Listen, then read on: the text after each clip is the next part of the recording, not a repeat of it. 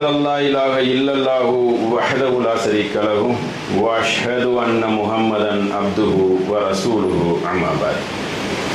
கண்ணியத்துக்குரிய எல்லாம் அல்ல அல்லாஹ்வின் நல்லடியார்களே, அன்புக்குரிய சகோதர சகோதரிகளே, தியாகத்தில் வளர்ந்த இஸ்லாம் என்பதை நாம் அனைவரும் அறிந்து வைத்திருப்போம். ஆனால் தியாகம் என்பது மக்கள் மத்தியில் சுருங்கி போய் இருக்கிறது. தியாகத்தை தவிர்த்து வஞ்சமும் சூதுகளும் மலிந்து போய் மக்கள் மத்தியில் புகுந்து போய் இருக்கிறது. தியாகம் என்றாலே என்ன என்பதை சொல்ற அளவுக்கு ஒரு கேள்விக்குறியாகவும் கணிசமான மக்கள் மத்தியில் அது திகழ்ந்து கொண்டு இருக்கிறது. தியாகம் செய்ததினால்தான் இந்த மார்க்கத்தை நாம் சுவைத்திருக்கிறோம். அது இந்த அளவுக்கு நம் மத்தியில் வந்திருக்கிறது. அன்றைய சத்திய சஹாபாக்கள், நல்லடியார்கள், அவர்கள் நபிமார்களிடமிருந்து கொண்டு இதை கடத்தி செல்லவில்லை என்றால் நமக்கு வந்திருக்கிறது. அப்போ அல்லாஹ் எப்படி சுட்டி காட்டுகிறான் என்றால், நபிமார்கள், நல்லடியார்கள் இவர்கள் எல்லாம் தியாகம் செய்யக்கூடிய ஒரு மக்களாக திகழ்ந்தார்கள். அதை நான் அதிகமாக விரும்புகிறேன். விரும்புறது மாத்திரம் இல்லை, அதிகமான பரிசுகளை அல்லாஹ் என்ன செய்யறான், ஊக்கப்படுத்துகிறான். எப்படியெல்லாம் அவன் வசனங்கள் மூலியமாக நமக்கு போதனையை தருகிறான் என்பதை நாம் ஒரு அளவு அறிய இருக்கிறோம். அல்லாஹ் கூறுகிறான், இன்னமல் முஃமினீன, நம்பிக்கை கொண்ட மக்களே, இன்னல்லதீன ஆமனு, நம்பிக்கை கொண்ட பிறகு நீங்க எப்படி இருக்கணும், பில்லாஹி ரசூலிஹி, அல்லாஹ்வையும் ரசூலையும் நீங்க நம்பிட்டீங்க. சும்மலம் யர்தாபு, அதில் நீங்க சந்தேகம் கொள்ளக்கூடாது.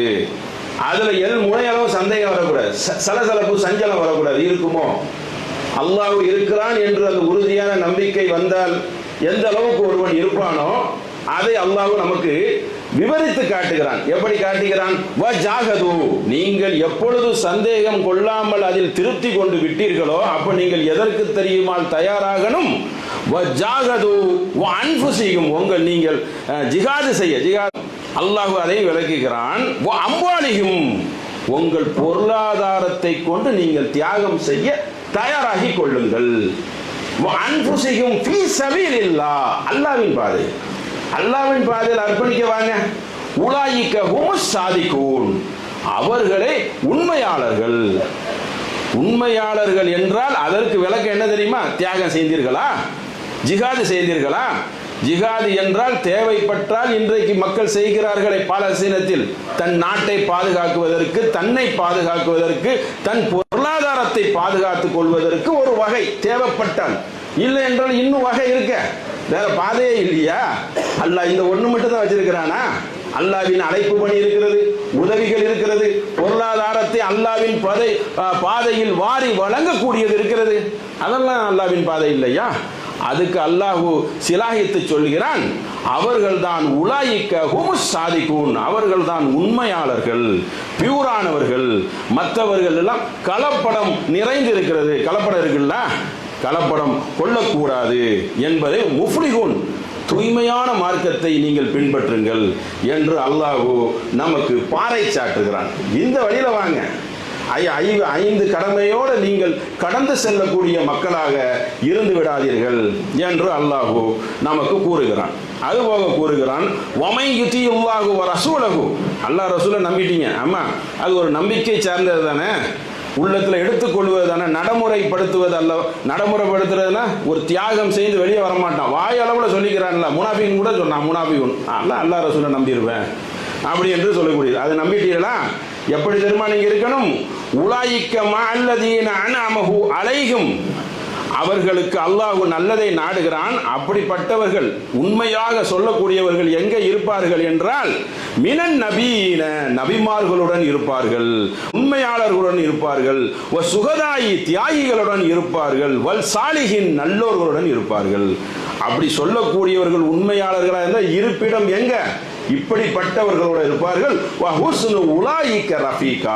அவர்கள் தான் உயர்ந்த அற்புதமான தோழர்கள், அழகான வடிவம் ஹுஸ்னு, அப்படிப்பட்ட இடத்தில் இருப்பார்கள். தியாகம் செய்யக்கூடியவர்கள் நல்மக்கள்.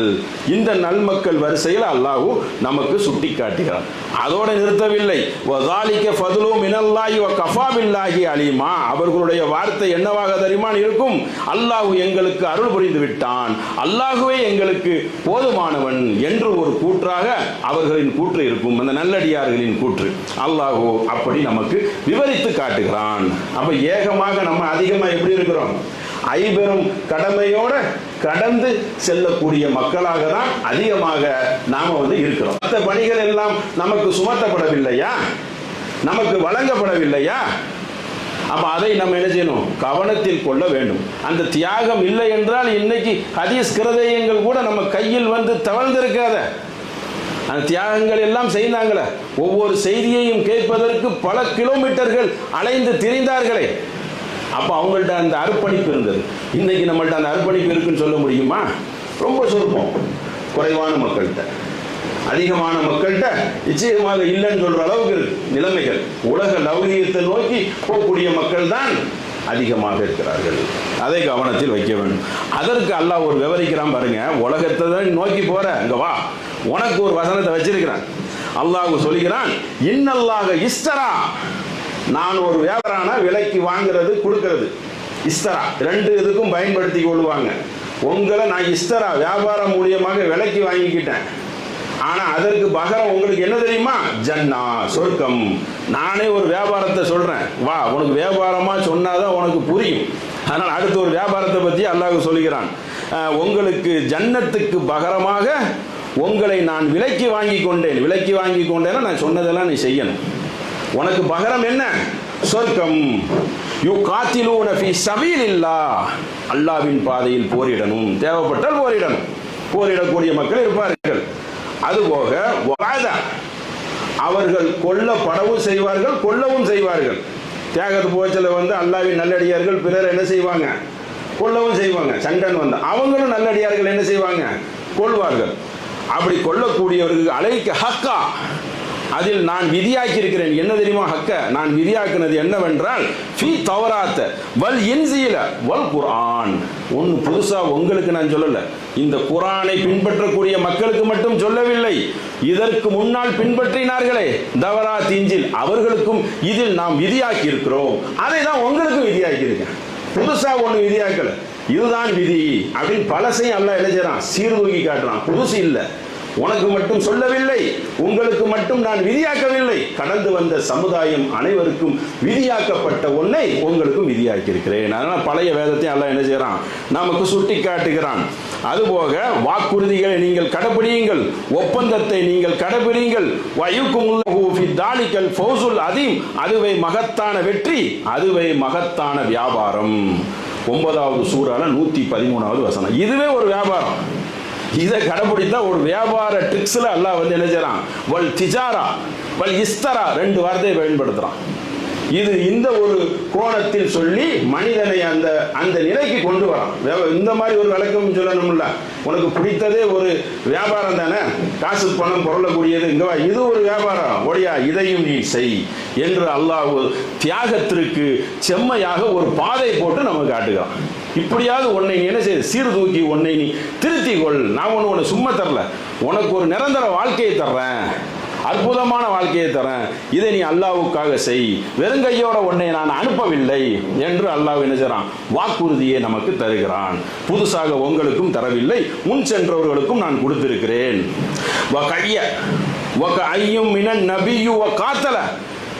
நபிமார்கள் எத்தனையோ போர்களை சேர்ந்திருக்கிறார்கள், அவர்களுடன் சேர்ந்து நல்லடியார்களும் அந்த போரை புரிந்திருக்கிறார்கள்.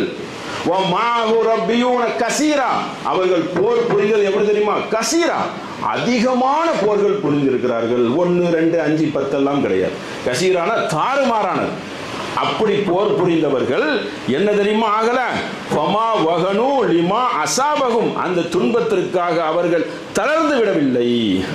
பயந்து விடவில்லை. ஃபீ சபீலில்லாஹ், அல்லாஹ்வின் பாதையில் துறந்து போரிட்டார்கள். வமா சாவு வமா இஸ்தகானு, அதில் உறுதியாக நின்றார்கள். கவலைப்படவும் இல்லை, தளர்ந்து விடவில்லை, குனிந்து விடவில்லை, அப்படி கம்பீரமாக நின்றார்கள். சந்தர்ப்பவாதிகளாக என்ன செய்யல, நேரத்துக்கு தகுந்த மாதிரி இன்றைக்கு மாறிக்கொள்கிறார்கள் பச்சோந்தி போல், அந்த மாதிரி இல்லை. எந்த சந்தர்ப்பம் வந்தால் உறுதியாக நிற்பேன், யாருக்கும் அஞ்சி கூனி குறுகிவிட மாட்டேன், அப்படிப்பட்டவர்களாக அவர்கள் இருந்தார்கள். வல்லாஹு யுஹிப்பு சாபிரின், இப்படிப்பட்ட சகிப்புத்தன்மை உள்ளவர்களை அல்லாஹு ஹிப்பு, நேசிக்கிறான். இப்படிதான் நேசிக்கிறான். இப்படிப்பட்ட தியாகிகளையும் இப்படிப்பட்ட அஞ்சாமல் தளராமல் நின்றார்களே, அப்படிப்பட்டவர்களை நான் நேசிக்கிறேன் என்று அப்படிப்பட்ட மக்கள் வாழ்ந்தார்கள். அவர்களோடு சேர்ந்து அந்த நல்லடியார்களும் போர் புரிந்தார்கள், தியாகங்கள் செய்தார்கள் என்று அல்லாஹ் நமக்கு சுட்டி காட்டுகிறான். அவர்களுடைய பின்விளைவையும் அதற்காக அவங்க எந்த ஒரு அச்சமும் கொள்ளவில்லை என்று அல்லாஹ் சொல்கிறான். இன்னும் கூறுகிறான் பாருங்க, உங்களை நான் ஒரு வேதனையிலிருந்து காப்பாற்றட்டுமா?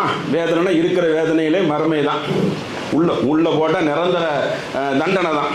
அது அல்லாஹ் கூறுகிறான். யா அய்யுஹல்லதீன ஆமனு, நம்பிக்கை கொண்ட மக்களே, ஹல் அதுல்லக்கும் ஃபீ, சொல்லி காட்டுகிறான். ஒன்று கடந்து சென்ற வரலாறு, இன்னொன்று என்றால் புரியும் வகையில் வியாபாரம்.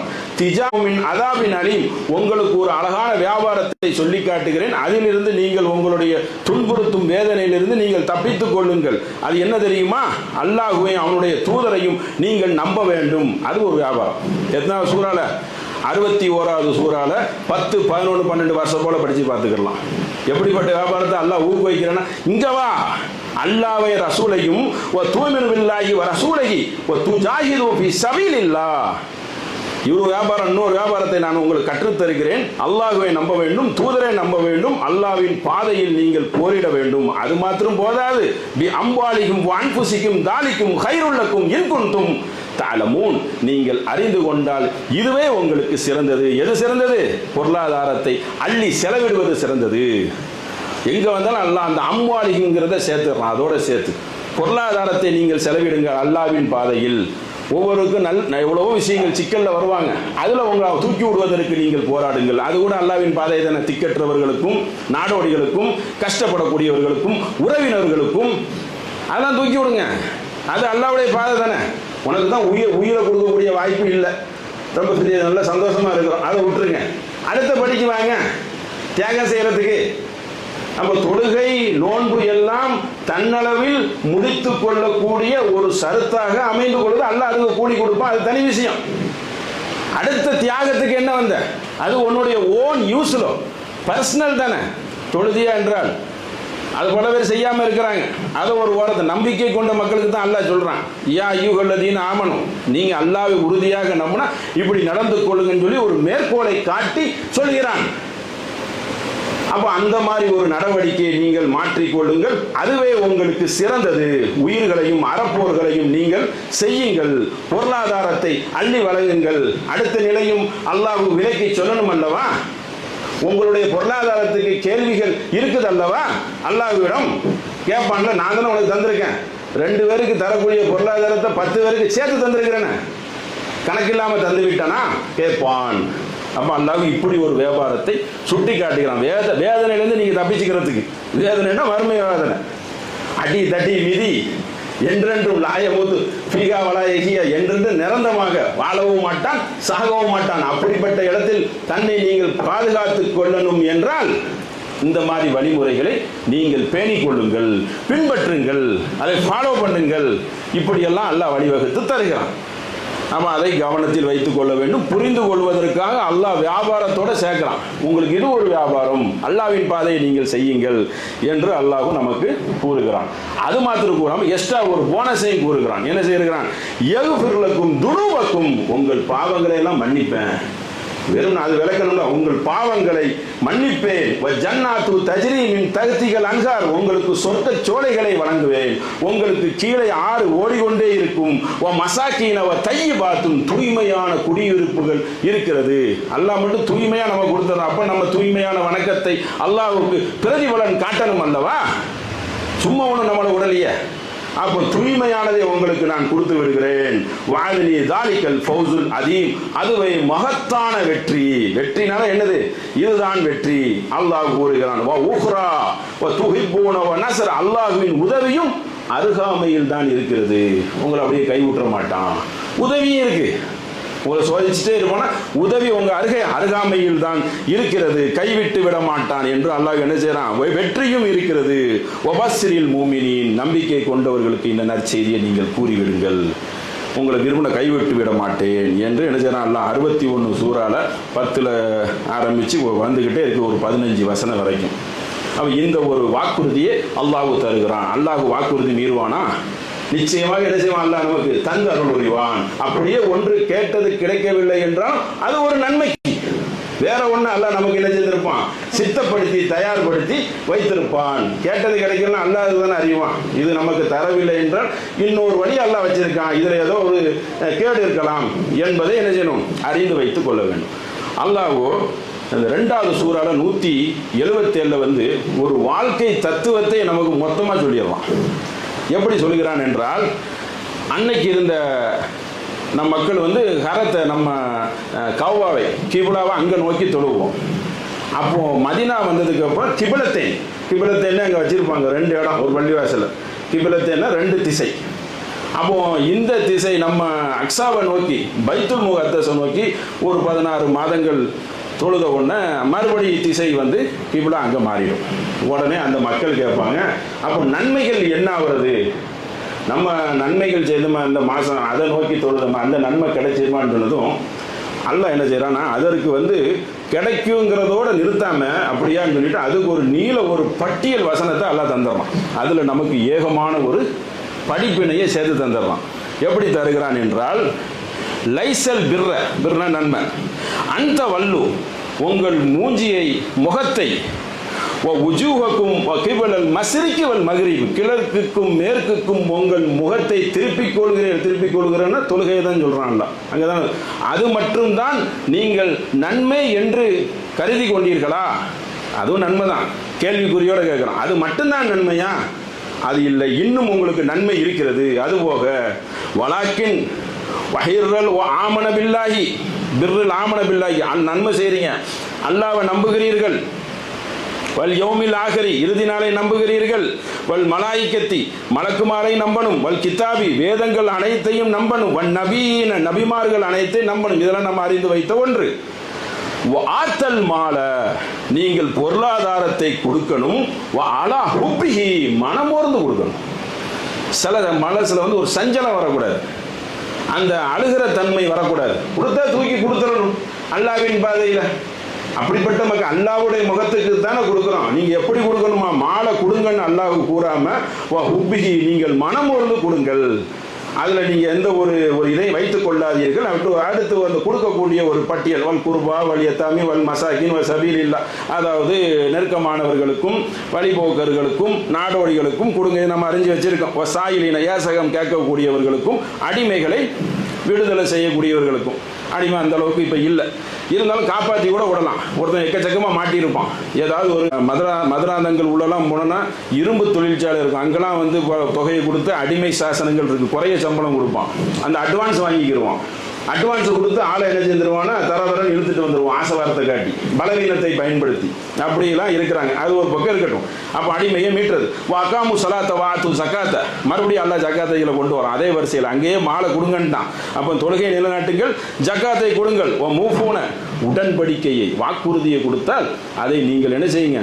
கடைபிடியுங்கள் என்று இதுவரைக்கும் நம்ம அறிந்து வைத்த ஒன்றை சொல்லிவிட்டு அல்லாஹ் கூறுகிறான், வஸ்ஸாபிரீன, சகிப்புத்தன்மையை நீங்கள் அதிகரித்துக் கொள்ளுங்கள். அதுபோக துன்பத்திலையும் துயரத்திலையும் போர்க்காலங்களிலையும் பசி பட்டினியிலே நீங்க என்ன செய்யுங்க?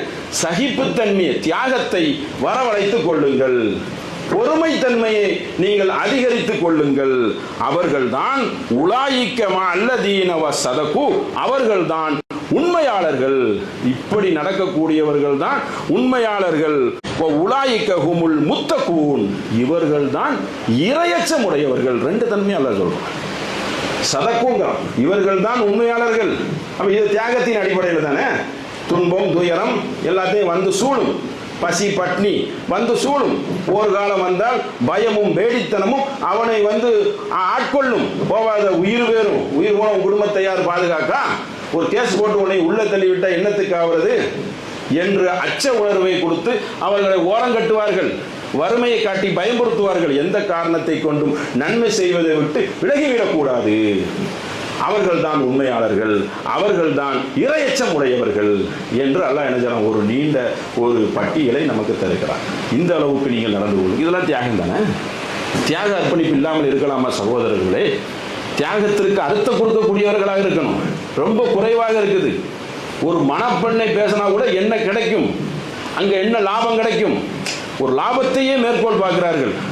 நல்லவனா, நல்ல சாலியானவர்களா அப்படிங்கிற ஒரு தருவாயெல்லாம் 4வது இடத்துக்கு தள்ளி விட்டுறாங்க. பொருளாதாரம் இருக்கா, நீ தியாகம் செய்ய வேண்டாமா? பொருளாதாரங்கிறது தேவைதான், இந்த உலகத்தில் ரொம்ப அத்தியாவசியமான ஒன்றுதான். ஆனா அதுதான் அளவுகோலா? அது மட்டும்தான் மைய பொருளா? அதை மட்டும்தான் மெய்ப்பொருளாக நாம் பார்ப்போமா? மற்ற தன்மைகளுக்கு வரணும் சகோதரர்களே. நல்லவர்களா, தியாகம் செய்யக்கூடியவர்களா, அவர்களை நாம் அந்த எண்ணம் நமக்கு வரணும். ஆதாய நோக்கம் மட்டுமே அடிப்படையாக கொண்டு நாம் செய்யக்கூடாது காரியங்களை என்பதை கவனத்தில். அப்படியே அந்த ஒரு ஜெனரேஷனே உருவாகும்.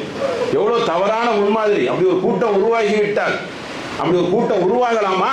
ஆடு மாடு கூட்டத்திற்கு சமம் என்பதை கவனத்தில் வைத்துக் கொள்ள வேண்டும். அப்ப அதை என்ன செய்யணும், அதிகமாக நாம் செய்து கொள்ள வேண்டும். இப்ராஹிம் நபி வரலாறுல இப்ராஹிம் நபிக்கு சொல்லக்கூடிய, இப்ராஹிம் நபி மக்களுக்கு வலியுறுத்தக்கூடிய, இப்ராஹிம் நபி உம்மத் தானே, அதை தானே பின்பற்றவே அல்லாஹ் சொல்கிறான், நபியையே பின்பற்ற சொல்கிறான்ல.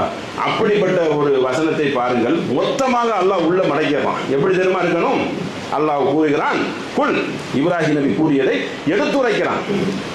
அவர் எப்படிப்பட்டவராக இருந்தார் என்றால், இன்ன சலாத்தி, வணக்க வழிபாடு எல்லாமே உள்ள வந்துடும். நோன்பு, தொழுகை, திக்ரு எல்லாமே என்னது, அதுக்குள்ளே அடங்கிவிடும். அவர் எப்படி இருந்தார் என்றால், தொழுகையை பேணினார், வணக்க வழிபாடு அனைத்தையும் பேணினார். ஓ மஹியா ஓ மமாத்தி, வாழ்வும் மரணமே யாருக்கு? லில்லாஹி ரப்பில் ஆலமீன், அல்லாஹ்வுக்காக அனைத்தையும் நான் அர்ப்பணம் செய்கிறேன். மஹியா மமாத்துன்னா எல்லாமே முடிந்து விட்டது. அதுல இதுதான தியாகம். இப்படி தியாகிகளாக நம்மில் எத்தனை பேர் இருப்போம் சொல்ல முடியுமா? ரொம்ப குறை. அப்ப அனைத்தையும் அவர் தியாகம் செய்தார். லில்லாஹி ரப்பில் ஆலமீன், அகிலத்தோர் இறைவனுக்காக தியாகம் செய்வார். அது மாத்திரம் இல்ல, லா ஷரீக லஹ், அவர் இணைக்கற்பிறவர் இருக்கவில்லை, இணைக்கற்பிப்பு இருக்கக்கூடாது. அல்லாஹ்வுக்காக அந்த இக்லாஸோட, அந்த முஃப்லிஸின் அந்த தூய்மையோட நாம செய்யணும். வதாலிக்க உமிர்த்து வான அவ்வளவு முஸ்லிமீன், இதை செய்யக்கூடிய முஸ்லிம் கட்டுப்பட்டவன், அதில் முதல் ஆளாக நான் இருப்பேன்.